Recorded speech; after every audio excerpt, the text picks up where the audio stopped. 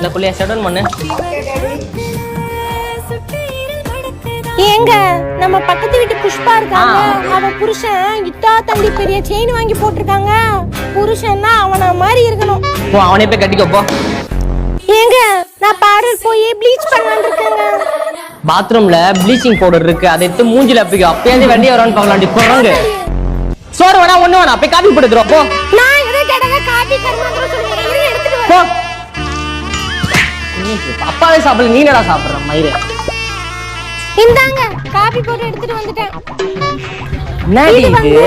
நம்ம Aadhaar card copy, இது உங்க 10th ஃபெயில் ஆன காப்பி, இது இந்த சனிய பிறந்த பர்த் சர்டிபிகேட் காப்பி, அப்புறம் இந்த வீட்டை ஏமாத்தி வாங்கணும்ல அந்த காப்பி. போதுமா?